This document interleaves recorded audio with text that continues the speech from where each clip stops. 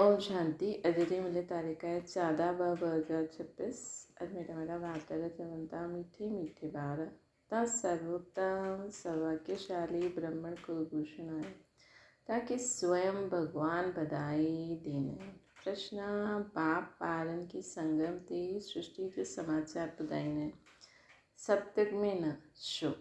उत्तराशुरी सप्तक त आहे ई आदि जो समय। उन समय सॼी सृष्टि जो समाचार अर्थात सृष्टि जे आदि मध्य अंत जो ज्ञान कीअं ॿुधाईंदा बाबा? जेसिताईं सर्कल रिपीट ई न थियो तेसिताईं समाचार ॿुधाए ई कीअं सघंदासीं। संगम ते ई तव्हां ॿार बाप द्वारा पूरो समाचार ॿुधंदा आहियो। तव्हांखे ही ज्ञान जो टियों नेत्र मिलंदो आहे। ओम शांति। अॼु आहे त्रिमूर्ति शिव जयंती, सो ब्रह्मण जयंती, सो संगम युग जयंती जो शुभ दिवस। ॾाढा आहिनि जंहिंखे बाबा ईश्वर जनम सिद्ध अधिकार जा ग्रीटिंग्स बि न ॾेई सघंदा आहिनि। ॾाढा आहिनि जंहिंखे पतो ई न आहे कि शिव बाबा केरु आहिनि, उन सां छा मिलणो आहे, उहो ग्रीटिंग्स छा सम्झी सघंदा। नए ॿार बिल्कुलु सम्झी न सघंदा। इहा आहे ज्ञान जी डांस। चवंदा आहिनि न श्री कृष्ण डांस कंदो हुयो। हिते ॿार राधे कृष्ण ठही डांस कंदा आहिनि, परंतु डांस जी त ॻाल्हि ई न आहे। उहो त हुते सप्तक में बचपन में प्रिंस प्रिंसेस सां गॾु डांस कंदा। ॿार ॼाणंदा आहिनि इहे बाप दादा आहिनि। दादा खे ग्रैंड फादर चइबो आहे न। इहा आहे दादा त उहा थी विया जिस्मानी फादर। हिते त वंडरफुल ॻाल्हि आहे। उहा दादा आहे रूहानी, इहा आहे जिस्मानी। इन्हनि खे चवंदा आहियूं बाप दादा। बाप सां दादा द्वारा वरसो मिलंदो आहे। वरसो ॾाॾे जो आहे, ग्रैंड फादर जो। सभु आत्मायूं ब्रदर्स आहिनि त वरसो बाप सां खपे न। तॾहिं त ॿारनि खे राजयोग सिखाया अथवा मनुष्य खां देवता पद खां पावन ठाहिण जी मार्ग ॿुधाया न, है न। जॾहिं शरीर मिले या मूत पतीली कपिड़ा धोया, ज़रूरु वॾो धोबी हूंदो न, है न। बाबा मनुष्य खां देवता ठाहिनि, पद खां पावन ठाहिण जो मार्ग ॿुधाइनि, मूत पतीली कपिड़ा धोइनि, ज़रूरु वॾो धोबी हूंदो। सॼे विश्व जी आत्मायूं शरीर धोईंदा आहिनि। ज्ञान ऐं योग सां तव्हांजी आत्माउनि खे धोईंदा आहिनि बाबा। अॼु तव्हां ॿार आया आहियो, ॼाणंदा आहियो शिव बाबा खे वाधाई ॾियण आया आहिनि। बाबा पोइ चवंदा आहिनि कि तव्हां जंहिंखे ग्रीटिंग्स ॾींदा आहियो उहो बाप बि तव्हां ॿारनि खे ग्रीटिंग्स ॾींदा आहिनि। श्री जी तव्हां ॾाढा सर्वोत्तम सौभाग्यशाली ब्रह्मण कुलभूषण आहियो। देवताऊं एतिरा उत्तम न आहिनि जेतिरा तव्हां आहियो। ब्रह्मण देवताउनि सां ऊच आहिनि न। ब्रह्मण देवी देवताउनि सां ऊच आहिनि। ऊच ते ऊच बाबा आहे, पोइ उहे ईंदा आहिनि ब्रह्मा तन में। उन्हनि जा तव्हां ॿार ॾाढा ऊच ते ऊच ब्रह्मण ठहींदा आहिनि। ब्रह्मणनि जी चोटी मशहूरु आहे, उन्हनि जे हेठि देवताऊं आहिनि। सभिनि खां मथे बाबा आहे। बाबा तव्हां ॿारनि खे ब्रह्मण ब्रह्मणियूं ठातो अथई न, स्वर्ग जो वरसो ॾियणु। हिन लक्ष्मी नारायण खे ॾिसो केतिरा मंदिर आदि ठाहिया आहिनि, हिन जा मथो टेकंदा आहिनि। भारत वासियुनि खे मालूम हुजणो खपे कि इहे बि मनुष्य आहिनि। लक्ष्मी नारायण ॿई अलॻि अलॻि आहिनि। हिते त हिकु मनुष्य जा ॿ नाम रखी छॾंदा आहिनि। हिकु जो नाम लक्ष्मी नारायण अर्थात पंहिंजे खे विष्णु चतुर्भुज चवंदा आहिनि। लक्ष्मी नारायण अर्थात राधे कृष्ण नाम रखी ॾींदा आहिनि त चतुर्भुज थी विया। उहो विष्णु त सूक्ष्म मतनि जो एम ऑब्जेक्ट आहे। तव्हां हिन विष्णुपुरी जा मालिक ठाहींदव। इहे लक्ष्मी नारायण विष्णुपुरी जा मालिक आहिनि। विष्णु जी आहे 4 भुजायूं, 2 लक्ष्मी 2 नारायण जी। तव्हां चवंदा असां विष्णुपुरी जा मालिक ठहूं था। अच्छा, बाप जी महिमा जो गीत ॿुधायो। केतिरो मिठो, केतिरो प्यारो शिव भोलो बाबा।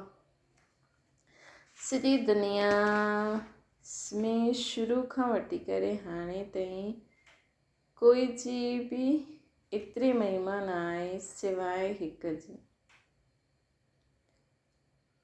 सिवाय हिक जी ॿियो कंहिंजी बि एतिरी महिमा न आहे। श्री बाबा जी जी प्रेम महिमा नंबर वार्ता है सभिनि खां ज़्यादा सर्वोत्तम महिमा है उच्च ते उच्च परम पिता परमात्मा असांजे श्री बाबा जी जेके तव्हां सभु चईंदा तव्हां सभु ॿार आहियो। चईंदा आहिनि ईश्वरी संतान, ईश्वर त स्वर्ग रचंदो आहे, पोइ तव्हां नर्क में छो पिया आहियो। ईश्वर जो इहे जन्म आहे न। क्रिश्चन चईंदा असां क्राइस्ट जा आहियूं। इहे ई भारतवासियुनि जो भूल थी वई आहे कि परमपिता परमात्मा शिव जा डायरेक्ट ॿार आहियूं। भुलिजी विया आहिनि कि असां भॻवान जा, असांजो पीउ भॻवान आहे। बाप हिते ईंदा आहिनि ॿारनि खे पंहिंजो ठाहे पोइ राज्य भाग्य ॾियण ईंदा आहिनि। अॼु बाबा सुठी रीति सम्झाईंदा आहिनि। श्री नया बि ॾाढा आहिनि। इन्हनि जे लाइ सम्झणो मुश्किल आहे। छो जी नया नया आहिनि। हा पोइ बि स्वर्गवासी ठहींदा आहिनि। स्वर्ग में सूर्यवंशी राजा रानी बि हूंदा त दासासियूं बि हूंदियूं त प्रजा बि हूंदी न। उन्हनि में कोई ग़रीब कोई साहूकार हूंदा, उन्हनि जा बि दासासियूं हूंदियूं। सॼी राजधानी हिते स्थापना थिए थी। इहे त ॿियो कोई खे मालूम न आहे। सभिनि जी आत्मा तमो प्रधान आहे। ज्ञान जो टियों नेत्र कोई खे आहे ई न। गीत आहे न, हाणे बाप जी महिमा ॿुधी, उहा आहे सभिनि जो बाबा। श्री बाबा आहे सभिनि जो बाबा। भगवान खे बाप चईंदा आहिनि। बेहद सुख ॾियण वारो पिता, बेहद सुख ॾियण वारो असांजो पिता। ॾिसो भक्ति मार्ग में बाबा खे केॾो शोर शराबे सां यादि कंदा आहिनि। ऐं असली में भॻवानु केरु आहे, किथे रहंदो आहे, हुनखे कीअं यादि कबो आहे, कीअं शांती में यादि कबो आहे। गीता जी बि दरकार न आहे। बसि ख़ुदि खे आत्मा सम्झी बाबा खे यादि करो, पंहिंजे पिता सां ॻाल्हियूं करो, हुननि सां उथो वियो खाओ पीओ, कहिड़ी शांती आहे। त बाबा के चवनि था बेहद सुख ॾियण वारो पिता आहे। ये ही भारत आहे जंहिंमें बेहद सुख हुयो। लक्ष्मी नारायण जो राज्य हुयो। ये लक्ष्मी नारायण नंढेपन में राधे कृष्ण हुया। पोइ स्वयंवर खां पोइ लक्ष्मी नारायण नाम पियो। हिन भारत में 5000 वर्ष पहिरियों देवताउनि जो राज्य हुयो न। सिवाय लक्ष्मी नारायण जे कोई राज्य न हुयो, कोई खंडी न हुयो। त हाणे भारतवासियुनि खे ज़रूरु मालूम हुजणो खपे कि लक्ष्मी नारायण पंहिंजे अॻियां जे जन्मनि में कहिड़ो कर्म कया। जीअं चईंदा आहिनि न, बिरला कहिड़ा कर्म कई जो एतिरो धनवान ठहियो। ज़रूरु चईंदा अॻिले जन्म में दान पुण्य कया हूंदा। कोई वटि ॾाढो धन आहे, कोई खे त खाइण लाइ बि न मिलंदो आहे। छो जी कर्म ई अहिड़ा कया आहिनि। कर्मनि खे त मञंदा आहिनि न। कर्म अकरम विकरम जी गति गीता जे भॻवान ॿुधाई हुई, जंहिंजी महिमा ॿुधी। शिव भॻवान आहे हिकु। मनुष्य खे भॻवान न चई सघंदा आहियूं। हाणे बाप किथां आया न, मनुष्य खे भॻवान थोरी चईंदा। हाणे बाप किथां आया सम्झाईंदा आहिनि। साम्हूं महाभारत लड़ाई बीठी आहे त मिठे मिठे बाबा सम्झाईंदा आहिनि। इन्हनि खे दुख में सभु यादि कंदा आहिनि। दुख में सिमरन सभु करे। श्री बाबा खे दुख में सभु यादि कंदा आहिनि। सुख में कोई बि न कंदा आहिनि। स्वर्ग में त दुख न हुयो न। स्वर्ग में त दुख हूंदो ई न। हुते बाबा जो पायल वरसो हूंदो। 5000 वर्ष पहिरियों जॾहिं बाबा आया हूंदा त भारत खे स्वर्ग ठातो हुनई। हाणे नरक आहे। बाबा आया आहिनि स्वर्ग ठाहिण। दुनिया खे त पतो ई न आहे। चईंदा आहिनि असां सभु अंधा आहियूं। अंधनि जी लाठी तव्हां प्रभु अचो, अची करे अखियूं प्रदान करो। तव्हां ॿारनि खे ज्ञान जो टियों नेत्र मिलियो आहे। जिते असां आत्मायूं रहंदियूं आहिनि उहो शांती धाम आहे। बाप बि हुते रहंदा आहिनि त आत्माऊं असां हुते रहंदा आहियूं।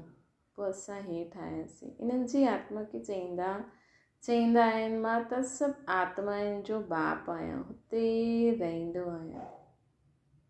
तव्हां पुनर्जन्म जो पाठ वॼाईंदा आहियो, मां न वॼाईंदो आहे। तव्हां विश्व जा मालिक ठहींदा आहियो, मां न ठहींदो आहे। तव्हांखे 84 जन्म वठिणा पवंदा आहिनि। तव्हांखे सम्झायो आहे कि हे ॿार, तव्हां पंहिंजे जन्मनि खे न ॼाणंदा आहियो। 84 लख जन्म चईंदा आहिनि न, ये कूड़ी ॻाल्हि आहे। मां ज्ञान जो सागर पतित पावन आहियां। मां ईंदो तॾहिं आहियां जॾहिं सभु पतित थी वेंदा आहिनि।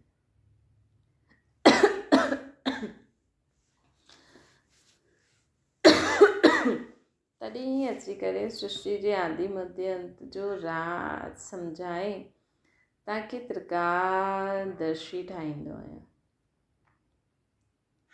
बाबा असांखे सभु राज ॿुधाए असांखे त्रिकालदर्शी ठाहींदा आहिनि। ॾाढा पुछंदा आहिनि पहिरियों मनुष्य कीअं रचियो, भॻवानु सृष्टि कीअं रची। हिकु शास्त्र में बि लिखायो आहे, प्रलय थी पोइ सागर में पीपल जे पते ते ॿार श्री कृष्ण आयो। बाप चईंदा आहिनि अहिड़ी कोई ॻाल्हि न आहे, इहो बेहद जो ड्रामो आहे। ॾींहुं आहे सत्य त्रेता, राति आहे द्वापर कलयुग। ॿार बाप खे वधाई ॾींदा आहिनि। बाबा चईंदा आहिनि तत्व। बाबा हिन सृष्टि ते आया त हुननि जो अवतरण दिन मल्हाईंदा आहिनि, त बाबा खे ॿार मुबारक ॾींदा आहिनि। तव्हां बि 100% दुर्भाग्यशाली सां 100% सौभाग्यशाली ठहींदा आहियो। तव्हां भारतवासी हुयो, परंतु तव्हांखे पतो न आहे। बाप अची करे ॿुधाईंदा आहिनि कि तव्हां 100% सौभाग्यशाली हुयो। तव्हां पंहिंजे जन्मनि खे न ॼाणंदा आहियो। मां अची करे ॿुधाईंदो आहियां तव्हां 84 जन्म वरिता आहिनि।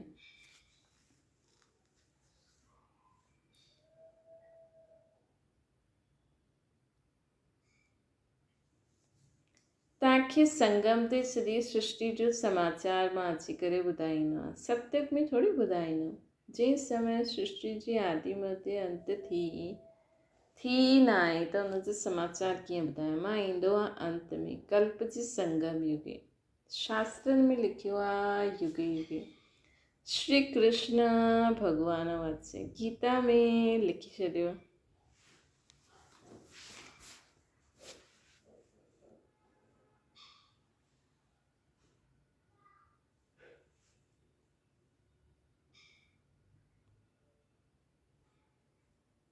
गीता में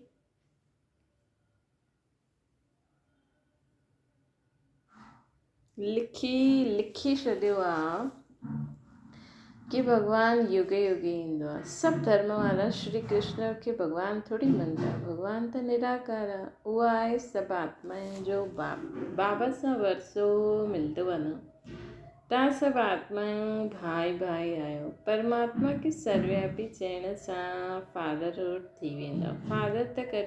फादर खे कॾहिं वरसो मिलंदो आहे छा? फादर का फादर से वरसो ॿारनि खे मिलंदो आहे फादर सां। त सभु बाप थिए त हिक ॿिए खे वरसो छा ॾींदा। तव्हां आत्माऊं सभु पंहिंजा ॿार आहियो। बाबा जो वरसो ज़रूरु खपे। हद जे वरसे सां तव्हां राज़ी न थींदा आहियो, इन करे पुकारंदा आहियो तव्हांजी कृपा सां सुख घनेरे। हाणे पोइ रावण द्वारा दुख मिलण सां पुकारण लॻिया आहिनि। सभिनी जी आत्माऊं पुकारदियूं आहिनि छो जो हिननि खे दुख आहे न, इन करे यादि कंदियूं आहिनि। बाबा अची करे सुख ॾींदा आहिनि। हाणे हिन ज्ञान सां स्वर्ग जे मालिक ठहींदा आहियूं। तव्हांजी सदगति थींदी आहे। इन करे ॻाइबो आहे सर्व जो सदगति दाता हिकु बाबा आहे।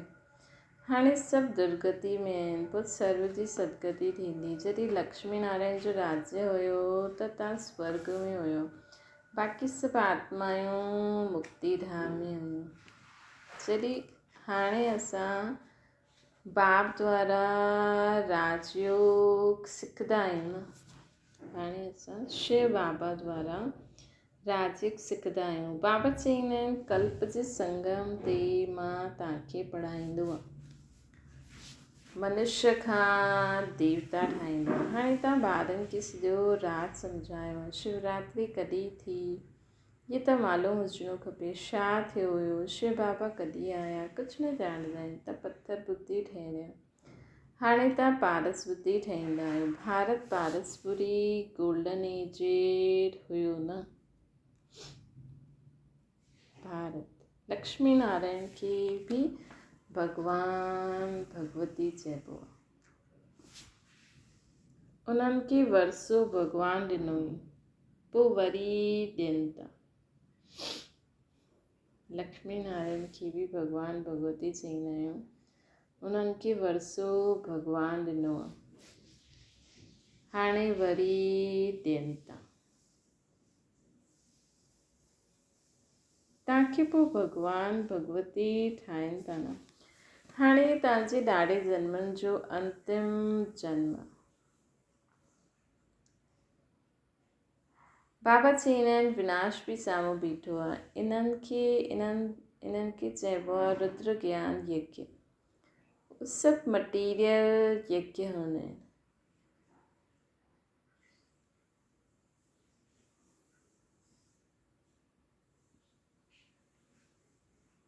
ये ज्ञान जी ॻाल्हियूं आहिनि। हिननि में बाप अची करे ये ज्ञान जी ॻाल्हियूं आहिनि। हिननि में बाबा अची करे असांखे मनुष्य खां देवता ठाहींदा आहिनि। तव्हां बधाई ॾींदा आहियो शिव बाबा जे अचण जी। बाबा पोइ चईंदा आहिनि मां अकेलो थोरी ईंदो आहे, मूंखे शरीर बि खपे। ब्रह्मा तन में अचिणो पए, पहिरियों पहिरियों सूक्ष्म बतन अचिणो पए। हिन करे हिननि में प्रवेश कबो आहे। इहे त पतित हुयो न, 84 जन्म वठी पतित ठहिया। सभु पुकारदा आहिनि न, सभु पुकारदा आहिनि। हाणे बाबा चईंदा आहिनि मां वरी खां तव्हां ॿारनि खे वरसो ॾियणु आयो। बाप ई भारत खे स्वर्ग जो वरसो ॾींदा। स्वर्ग जो रचयिता बाबा आहे, ज़रूरु स्वर्ग जी सौगात ई ॾींदा न। हाणे तव्हां स्वर्ग जा मालिक ठहो था। ये पाठशाला आहे भविष्य में मनुष्य सां 21 जन्मनि जे लाइ देवता ठहिण जी। तव्हां स्वर्ग जा मालिक ठहो था न। 21 पीढ़ी तव्हां सुख पाईंदा आहियो न। 21 पीढ़ी तव्हां सुख पाईंदा आहियो। हिते अकाले मृत्यु थींदी ई न आहे। सत्य में जॾहिं शरीर जी आयु पूरी थींदी आहे तॾहिं साक्षात्कार थींदो आहे। हिकु शरीर छॾे ॿियो वठो सर्प जो मिसाल आहे। तव्हां ॿार हाणे बाबा खे बधाई ॾींदा आहियो। बाबा पोइ तव्हांखे बधाई ॾींदा आहिनि। तव्हां हाणे दुर्भाग्यशाली सां सौभाग्यशाली ठहिया आहियो, ठहो था।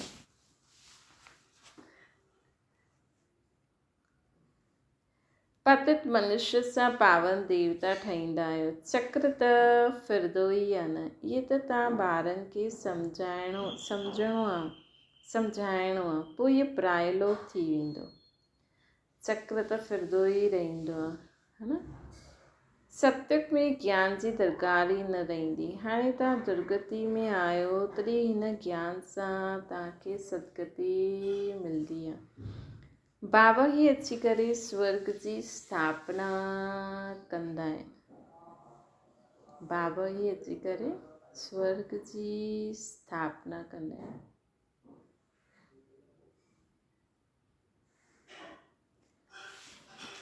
सर्व जो सतगुरु हिकु बाबा ई आहे। बाक़ी भक्ति मार्ग जे कर्म कांड सां कोई जी सदगति न थींदी आहे। सभिनि खे सीढ़ी हेठि उतरणो ई आहे।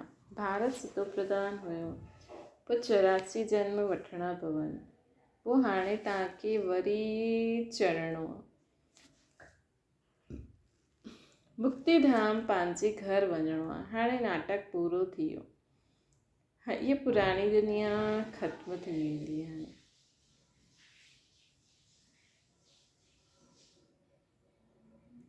भारत खे अविनाशी खंड चइबो आहे। बाबा जो जन्म स्थान कॾहिं ख़तमु न थींदो आहे। तव्हां शांतिधाम में वञी करे पोइ हेठि ईंदव, अची करे पंहिंजो राज्य कंदव। पावन ऐं पतित भारत में ई हूंदा आहिनि। 84 जन्म वठिते वठिते पतित ठहिया आहिनि, योगी सां भोगी ठहिया आहिनि। इहे रौरव नरक आहे न, महान दुख जो समय आहे। हाणे त ॾाढा दुख अचणा आहिनि। खूने नायक खेल थियणो आहे। हाणे त ॾाढा दुख अचणा आहिनि। खूने नायक खेल थियणो आहे।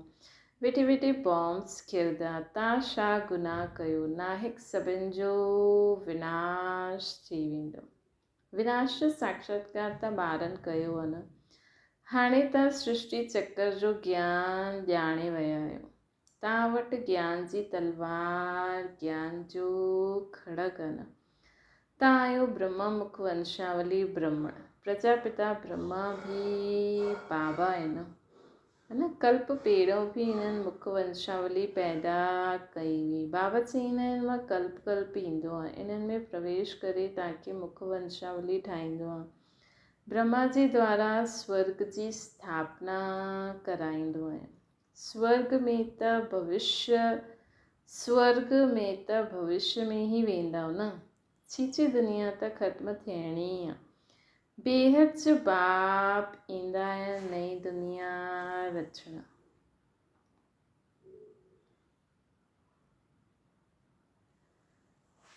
बाबा चवनि था बेहद जो बाप ईंदा आहिनि नई दुनिया रचण। बाबा चईंदा आहिनि मां तव्हां ॿारनि जे लाइ हथेली ते विष्ट खणी आयो आहियां। तव्हांखे कोई बि तकलीफ़ न ॾींदो आहे। तव्हां सभु द्रौपदियूं आहियो। हाणे त असां हिन द्रौपदीपन सां मुक्त थी वियासीं न। हाणे त शिव जी शक्ति रही वियासीं। अच्छा, मीठे मीठे सिके लॾे ॿारनि प्रति माता पिता बाप दादा जो यादि प्यार और गुड मॉर्निंग। रूहानी बाप जी सभिनि रूहानी ॿारनि खे नमस्ते। असांजी बि रूहानी माता पिता बाप दादा खे यादि प्यार गुड मॉर्निंग ऐं नमस्ते। धारणा जे लाइ मुख्य सां देवताउनि सां बि उच्च असां सर्वोत्तम ब्रह्मण आहियूं। हिन रूहानी नशे में रहणो आहे। ज्ञान और योग सां आत्मा खे स्वच्छ ठाहिणो आहे। सभिनि खे शिव बाबा जे अवतरण जी वधाई ॾियणी आहे। बाप जो परिचय ॾेई करे पदत सां पावन ठहिणो आहे। रावण दुश्मन सां मुक्त करणो आहे। सभिनि खे पावन ठाहिणो आहे ऐं रावण दुश्मन सां सभिनि खे मुक्त करणो आहे।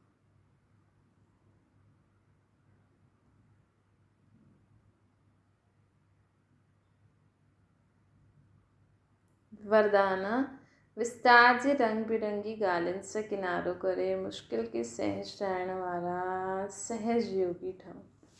जॾहिं बाबा खे ॾिसण जे बजाए ॻाल्हियुनि खे ॾिसण लॻी वेंदा आहियो त कई क्वेश्चन उत्पन्न थींदा आहिनि ऐं सहज ॻाल्हियूं बि मुश्किल अनुभव थियण लॻी वेंदियूं आहिनि।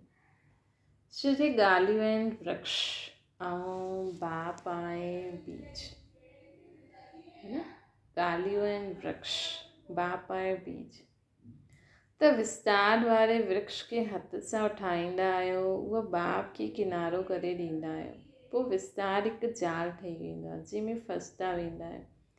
ॻाल्हियुनि जे विस्तार में रंग बिरंगी ॻाल्हियूं हूंदियूं आहिनि त पंहिंजी और आकर्षित कंदियूं आहिनि, है न। कहिड़ी कोई ॻाल्हि जो विस्तार केॾी आकर्षित कंदा आहिनि। वञूं ॿुधूं छा था चवनि, छा था चवनि। तंहिंखां त बसि अगरि ईअं कुझु बि अहिड़ो लॻे थो त शांती। हिन करे बीज रूप बाप जी यादि सां बिंदी लॻाए करे उन सां किनारो करो त सहज योगी थी वेंदो। बीज रूप बाप जी यादि सां बिंदी लॻाए करे उन सां किनारे करो त सहज योगी थी वेंदो। स्लोगन आहे मां मुंहिंजेपन जी अलाए खे समाप्त करण ई रियल गोल्ड ठहिणो आहे। मां आत्मा आहियां, मुंहिंजो बाबा आहे, बाक़ी सभु ॻाल्हियूं बाबा खे ॾेई छॾियो। अव्यक्त इशारो आहे, हाणे सभी मिली करे हिकमत थी सेवा में कोई बि कार्य खे धूमधाम सां अॻियां वधायो। हर ब्राह्मण आत्मा जे सहयोग सां शुभकामनाएं शुभ भावनाएं सां सेवा जी धूम मचायो। अगर कोई मुख सां चई न सघंदो आहे त मनसा सां वायुमंडल सां सुख जी वृत्ति, सुखमय स्थिति सां सुखमय संसार ठाहे।